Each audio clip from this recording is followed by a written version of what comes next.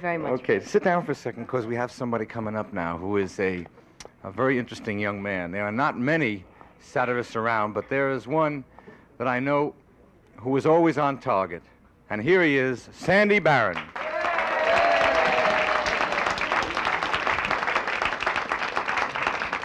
Thank you very much. Thank you. That's very nice. Hey, Landlord has been canceled. Did you know that? No, I tell you the truth. I don't lie to you. We were on, and the third week we were on, they put Bridge on the River Kwai opposite us. And surprisingly, you would think we would not do well in the ratings against Bridge on the River Kwai, but we did. A great many people watched us between the age of 30 and 40 who were Japanese. So, anyway, it's a pleasure to be here with you tonight. And Freddie, of course. I think this is the hippest show on television, don't you? I mean, a lot of them are. Yeah. I think a show like this is needed because there's a certain time in your life when it's very important to prove that you're hip. I was about 15 years old when my buddies and I would hang around a corner, and it was like the important thing was to prove that you were cool. And we'd all talk to each other like, hey, man, what's happening, baby? You too much, you dig? You living in, you guess, you ready to swing, you ready to know where it's at. And the Negro guys were saying, what the hell are they talking about?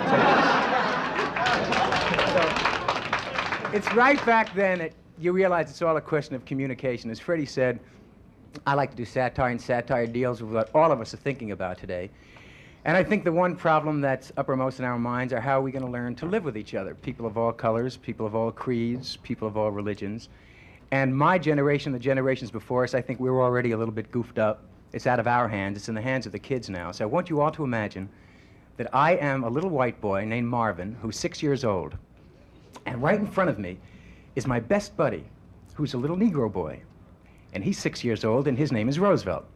Now, Marvin and Roosevelt have been playing ball together, greatest of friends.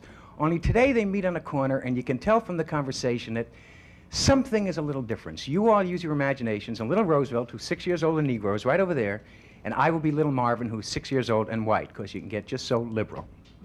So I'm Marvin. Hi, Roosevelt. No, I don't want to play no ball. I don't want to play no ball, of course. I'm sad. Yeah.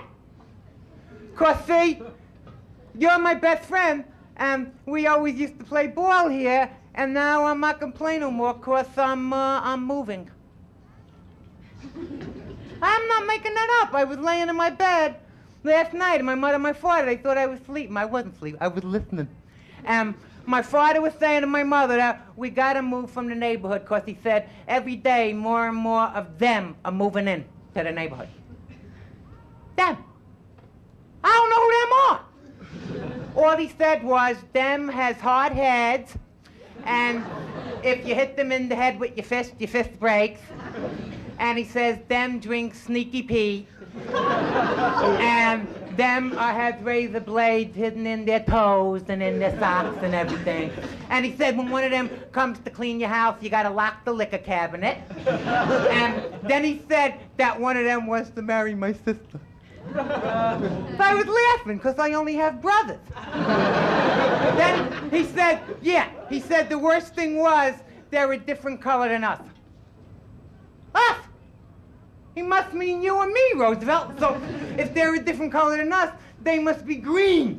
So if they're green and they're dangerous, they must be the Martians. So I got a plan. Here's what you do. Here's what you do. You go home and you tell your father that them are moving in. And then your father will move you where I'm going to move, and we can still be friends and play ball, okay? Okay, so Roosevelt goes home and he tells his father that them are moving in. And believe it or not, Roosevelt's father starts packing pretty fast. Because his father always said, the day one of them Puerto Ricans moves in, we're getting out.